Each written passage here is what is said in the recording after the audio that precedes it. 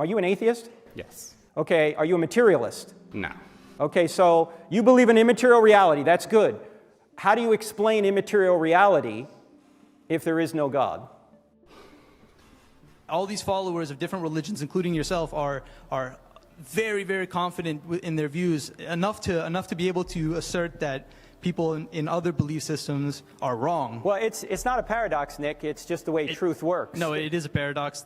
In that all these people, they're not willing to address the fact that the other people across the table are equally confident. They're equally certain. What do you mean by paradox? So in reality, we do not really have the choice to accept or not to accept God. We must ultimately accept God, assuming we did choose to avoid perdition. Hello and welcome. Today we're going to look at three really important debate moments from college students talking to Dr. Frank Turek. They are seeking to debunk Christianity, to disprove the Bible, and man, Frank in these videos has an answer for everything that is worth listening to. These interactions get increasingly more intense. I also want to see if you guys can spot a common thread that runs through the mind of each of these students. So let's dive into this first interaction, which ends in an amazing moment where the student has actually worked through some of their cognitive dissonance, is actually thinking, you can see, and then they realize where they had gone wrong. But the way that Dr. Turek incrementally walks them towards that place is really an amazing thing to watch. So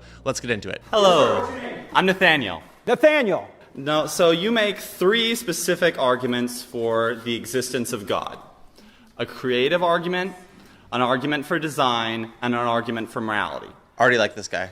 I first off would like to try and take down the argument on morality.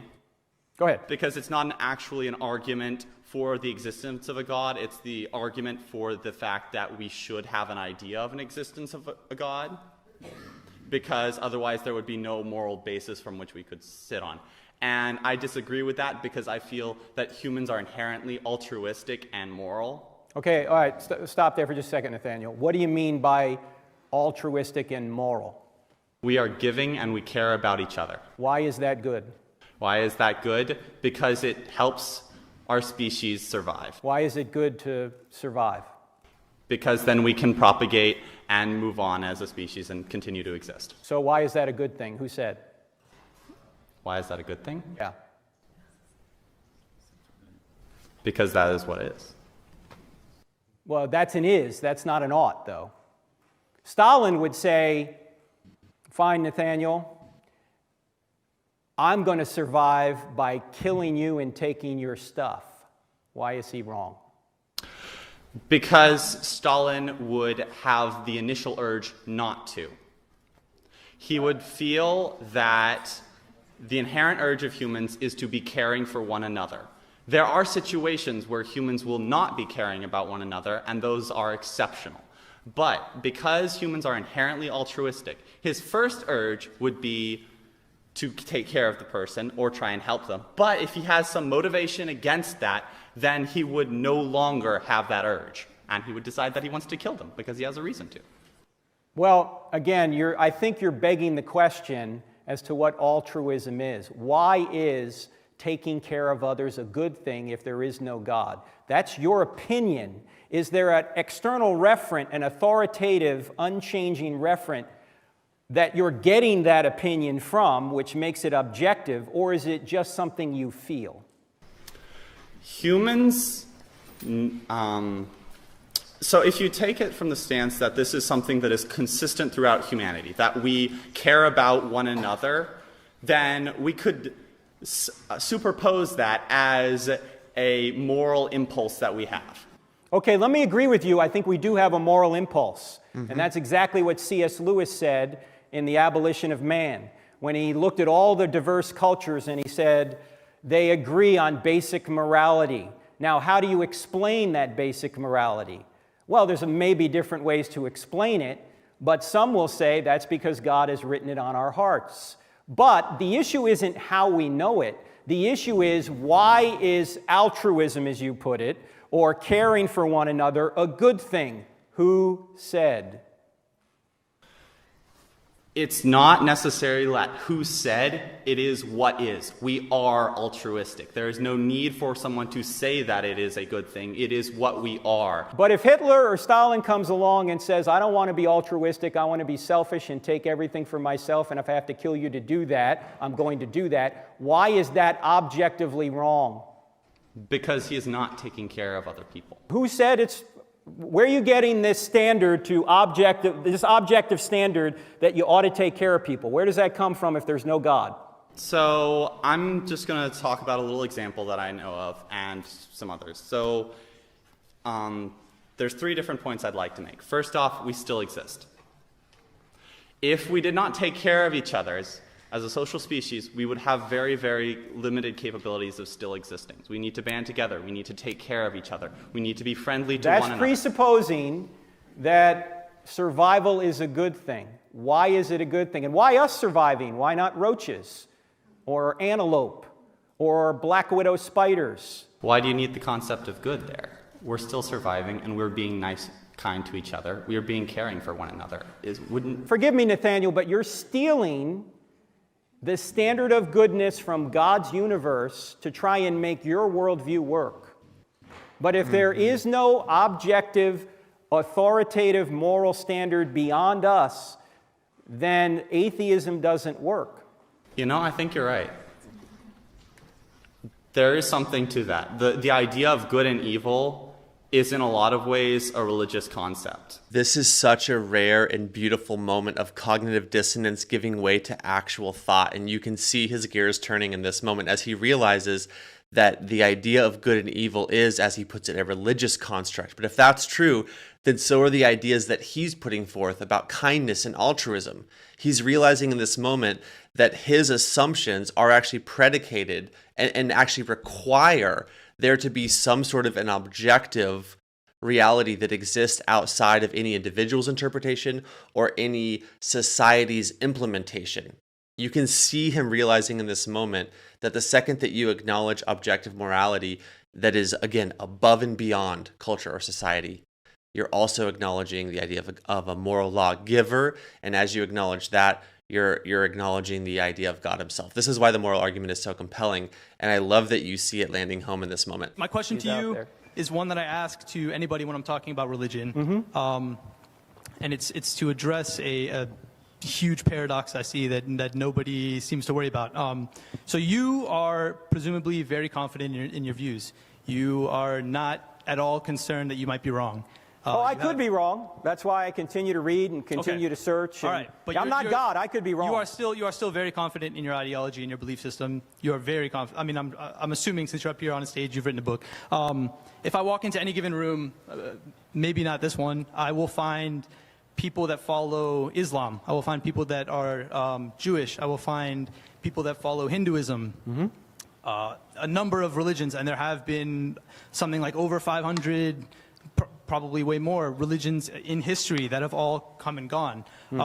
Each of these followers of these various religions is utterly confident that they are correct, that their book has the word, the final word, the word of the Creator, and they will all point to, in my book, this is something that actually happened, this is something that actually happened, this is something that actually happened, so therefore everything is correct, my book is right, I know I'm right. All of these people in the same room are utterly confident that they're correct and the other people are wrong. And to me it seems like a blatant paradox, because I'm assuming you would agree that only one religion can be correct. Well, would you agree with that? If they're contradictory, only one or the other's right or neither are right. Okay, yes. All right. So my question to you is, how do you address that paradox that all these followers of different religions, including yourself, are very, very confident in their views, enough to be able to assert that people in other belief systems are wrong? Well, it's not a paradox, Nick. It's just the way truth works. No, it is a paradox. In that all these people, they're not willing to address the fact that the other people across the table are equally confident. They're equally certain. What do you mean by paradox? Maybe I'm misunderstanding what you mean by that. I mean that only 5 people at a table, each of them has a book. They're all saying I'm the one that's right because my book said so. How do you address that? Well, you look at the evidence. That's what you do. That's what we're trying to do here. Just like if I were to say 4 times 4 equaled 15, and you said, well, Frank, 4 times 4 equaled 16 rather than 15, you would be right and I'd be wrong. And if everybody else thought it was some other number than 16, they would be wrong too, right? Okay, yes, that's correct. But so what types of information then do you use? Again, I'm not familiar. I haven't read your book. Have you been in here for this presentation? I have not. I came in late. I'm just curious if... Oh, well. I mean, yeah, that's probably what the presentation was about. Hey, you guys want to hang out another 70 minutes? Huh? I mean, that's fair Nick, enough. you came in really late, brother. No, that's fair. Hey, I'll tell you what we just did is we went through 4 questions. Does truth exist? Does God exist? Are miracles possible? And is the New Testament reliable, particularly about the resurrection of Christ? If truth exists, in other words, there is truth, and you would agree with there's truth. If God exists, if there's a being beyond the world who created and sustains the world, if miracles are possible, and we said they were because the greatest miracle has already occurred, the creation of the universe out of nothing, then if Jesus rose from the dead after he predicted it, if he really did rise from the dead, then what we call mere Christianity, C.S. Lewis would call it, the basic essentials of Christianity, are true. And that's what we were talking about here tonight. Okay, I mean, I'm sure we would disagree on a lot of those former points, but I did miss a lot of the presentation. I'll tell you what, if I were to give you a book, would you read it? If you would read a book. If I would if you would read one of my suggestions too, I'm not going to. If we could trade books and you'd read one of my recommendations, I would absolutely be down. I'm giving you my book, not a recommended book. Of course, you'd give me your book. A book that my mom would recommend. Your mom would recommend it because she's your mother. She would recommend my book. Would you read it? My mother would recommend all of my papers I've written as well. I'm telling you, if you want to ask me to read a book, I will give you a book as well. And if you want to make a deal, what book will you give me? I would give you The God Delusion by Richard Dawkins. I've already read it. Okay, and I'm. Okay, now let me ask you a question, Nick. Nick, can I ask you a question? Yes, absolutely. Richard Dawkins believes there is no God, right? Yes. And he believes everybody who disagrees with him is wrong. Just as you believe anybody who doesn't. So what's the paradox? The paradox is that only one of these people at the table can be correct. True. I mean that... You're saying that Richard Dawkins is right. I'm saying he's wrong. I'm saying that my view is closer to the truth than his. And the other significant difference in that situation, though, is that Richard Dawkins is not making an affirmative claim. He's not saying that something exists. Oh, sure he is. He's not. Richard Dawkins is saying that materialism's true, that macroevolution is true, that there are no objective moral values. You're pulling me into other areas of Richard Dawkins' belief systems. I'm only here to discuss whether or not there is a divine creator, a God. You can talk about all these things that Richard Dawkins has said or believes in, right? Let me just pause really quick right here to say that I think that the reason that they're missing each other at this point in the conversation is that it seems to me that Nick sees religious truth claims as subjective truth claims, whereas Frank Turek is saying that no, what religions mean with the type of truth claims that they put forward are of an objective nature. So to highlight this point, I'm going to play a really quick, less than 1 minute clip from my documentary where J. Warner Wallace perfectly lays out this distinction and really the problem with viewing religious truth claims as subjective. Here's what that sounds like. Well, what are the claims about God really? Are they just really an expression of our subjective opinions, like your favorite cookie or your favorite soda or your favorite movie? Because if that's the case, there's no point in us like getting all fussy about making a case for why I think Diet Coke is better than Diet Pepsi. But the issues related to God's existence are different because they aren't subjective claims. Our opinions can't change whether or not God exists. Do we think that Christianity is the true description of the God of the universe? Now, I can be wrong about this, but it's not a matter of my opinion. In the end, it either is or it isn't, and it's based not in Jim's opinion, but in the truth claim that's rooted in the object called Christianity. So it's an objective claim about God's nature, and it can be objectively false. It could also be objectively true. So either Jesus did or did not die on the cross. Either Jesus did or did not rise again. It's of an objective nature, and I think that that is something that's being a little bit missed here by Nick. With that being said, let's go ahead and dive back in. The way I can pull atheism out of that paradox is by saying that all these people at the table, the metaphorical table I'm describing, are claiming that something exists, something that is mutually exclusive with everything else at that table. Someone like Richard Dawkins would say that there is no reason to believe in any of these claims being made. Not that For example, I was speaking with somebody earlier, and one common argument I use, people will say, how can you be so confident that there is no God? How, like, they'll ask me that, you're saying this, but you're saying there is no God. It's not necessarily that I'm saying that there cannot be one, right? Do you believe in leprechauns? Can I ask you for an answer? I haven't seen any evidence for leprechauns. So you don't believe in them? No, I don't. Okay, do you believe Except in in fairies? You don't believe in those, right? Nick, but you see, the God of the Bible is not like a being inside the universe, like a fairy or Thor. It's not about whether it's a being, or it's about the fact that it's a claim, right? It's a truth claim. Right. You don't believe in these things right. because there is no sufficient. Sufficient meaning stands the test of logic. Okay. Empiricism. Hold on, Nick. Go ahead. Hold on. Okay. Whether fairies exist or not is not a logical claim. It's an ontological, evidentiary claim. Okay, same thing is true with God. It's totally logical that fairies and leprechauns could exist. It has nothing to do with logic. It has to do with is there evidence that such things exist? It might be a semantic error I'm making. Okay, yes. So Richard Dawkins says, at a scale of 1 to 7, with 1 being I know there's a God and 7 I know there's no God, he says I'm a 6.5. To his credit, he says that he's not absolutely certain that God doesn't exist, just like I can't be absolutely certain God does exist. I could be wrong, okay? But he is saying that everybody who disagrees with him in his view is wrong.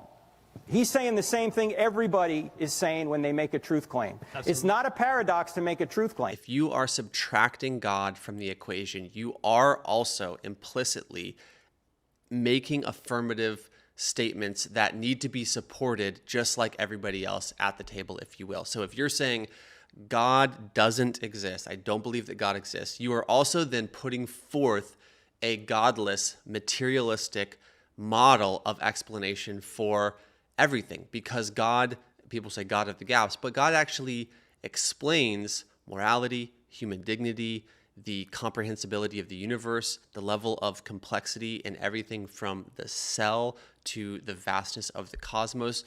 An intelligent, immaterial creator explains so many of these realities. If you take him out, you're now on the hook to explain those things in other ways. And so this sort of, I've said this before in other videos, but sort of this privilege of the skeptic position where you think that you're not making an affirmative statement by subtracting God. You're just saying, I don't know, I just don't believe in God. You actually are. You're actually on the hook to support the truth claims that you're implicitly putting forward by subtracting God from the equation. As I understood that you've argued that a painting or a creation, to use the term painting, implies a painter, or a design implies a designer. But I must ask, who designed God? And if no one designed God, if God is timeless, spaceless, and immaterial, and he existed eternally in an uncaused fashion, then why can't nature exist in the exact same way, in an eternal, uncaused, spaceless, timeless, immaterial fashion? Good question. Why can't our uncaused origins be as marvelous and precise as God, but be natural causes? Excellent question, Carter. That's a very good question. You're right that we have two options here. Either the universe is the uncaused first cause, or something beyond the universe is the uncaused first cause. The problem is that all the evidence points to the fact that the universe is not the uncaused first cause. And I didn't have time to go through that evidence tonight. That was part 1. But I'll give it to you very briefly in an acronym, SURGE, S-U-R-G-E. S stands for the second law of thermodynamics, which says that the universe is running down. Well, if it's running down, somebody must have wound it up. We'd have no energy left right now if the universe was eternal. The U stands for the fact that the universe is expanding. Edwin Hubble detected that back in 1929 and shows that everything came from a single point, a point actually of infinite density, the singularity, which is actually nothing. So the universe had a beginning. The R in SURGE stands for the radiation afterglow. That's the remnant heat discovered by Penzias and Wilson in 1965, which is literally the smoking gun to the Big Bang. There's heat, remnant heat from the Big Bang still out there, which shows that the universe had a beginning. The G in SURGE stands for the great galaxy seeds, which were very fine temperature variations in that radiation afterglow that allowed the galaxies to form in the early universe. And the E stands for Einstein's theory of general relativity, which shows that time, space, and matter are correlative, that they came into existence together, that space, time, and matter literally had a beginning. Einstein knew this in 1916. Then observational evidence began in 1919 when Eddington did his test on the eclipse. And then Hubble discovered the expanding universe in 1929, and then on to the radiation afterglow and the great galaxy seeds after that. So the evidence points to the fact that the universe is not the uncaused first cause. So there must be something beyond the universe that is, and that thing that's beyond the universe must be spaceless, timeless, and immaterial. And if you're timeless, do you have a beginning? No. No. So that God is not, he didn't have a Very beginning. pregnant He's the pause. uncaused first cause. And look, Aristotle, Plato, they all knew this. They knew there had to be an unmoved mover. I believe that you're drawing a false dichotomy, because we do not know that the original cause was God. There is no reason to say that an intelligent designer was the first cause, the uncaused first cause that caused everything else.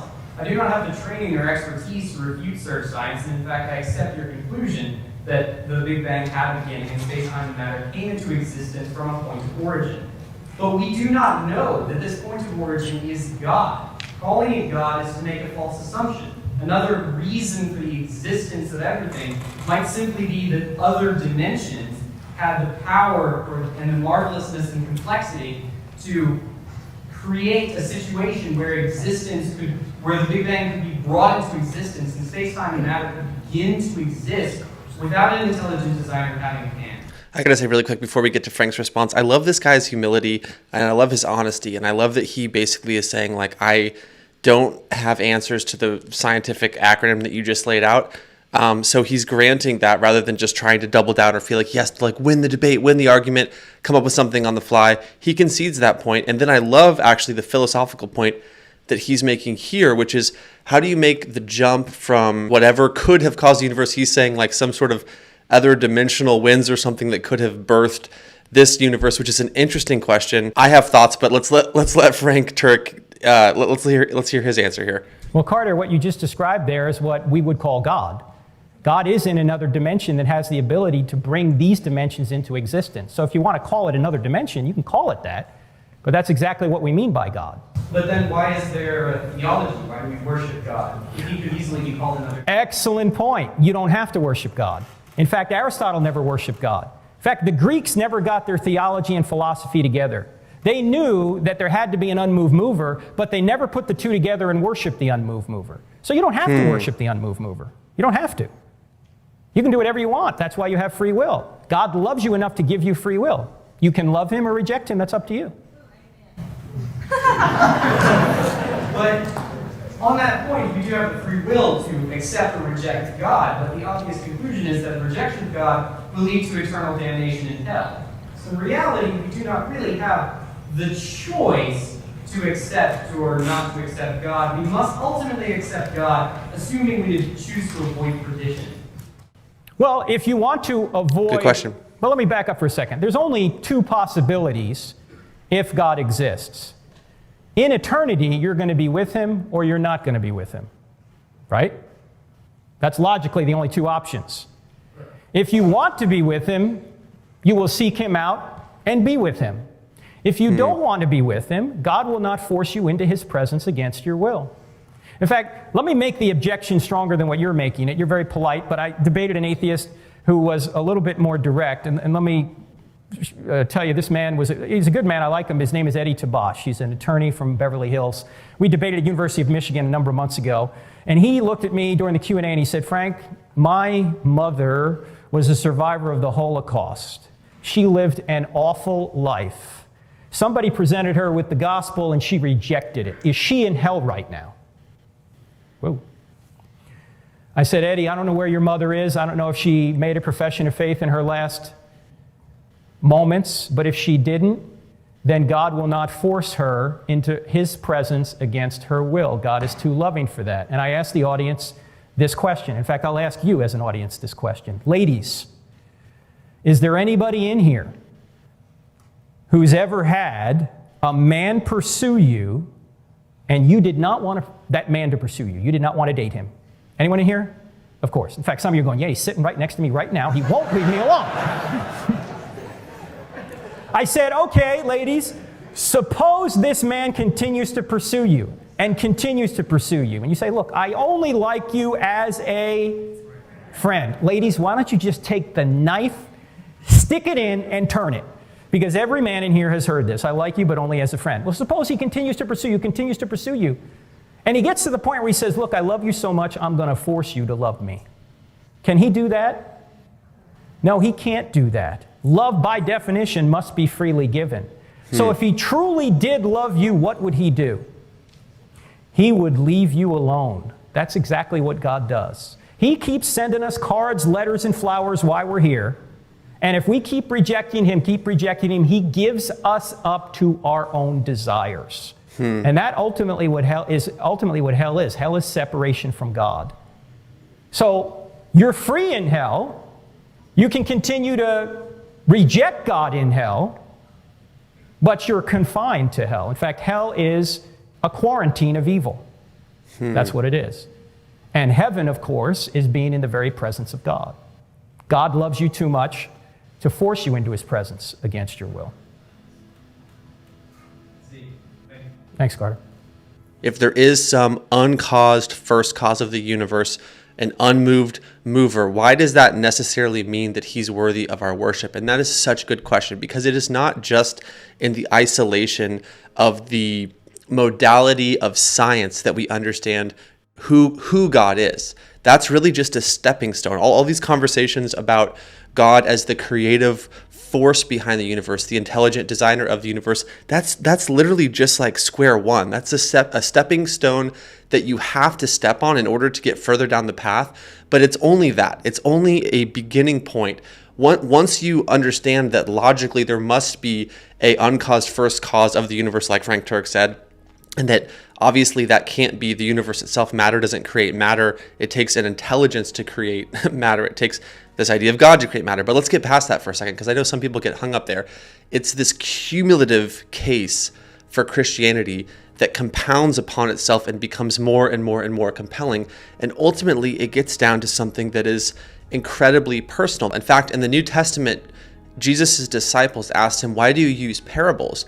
And he explained to them that he uses parables as his mechanism of communication because he's actually graciously and mercifully concealing information from people who don't have ears to hear, from people who are actually going to be resistant to his message. He actually doesn't want to incur on them a greater judgment. But if you do have ears to hear, if you do have eyes to see, if you want to know the truth wherever it leads, then you take a step towards the possibility of God. And when you do that, God takes a step towards you. That's what it says in the Bible. It says, knock and the door will be open to you. Seek and you will find. Everyone who knocks receives an answer. Everyone who seeks finds. Draw near to God and he will draw near to you. There's this mysterious way in which God graciously conceals the full revelation of who he is from those with hard hearts. I know I'm using Christianese here, but he leans into those who actually want to know who he is. And so my challenge for someone watching this video is,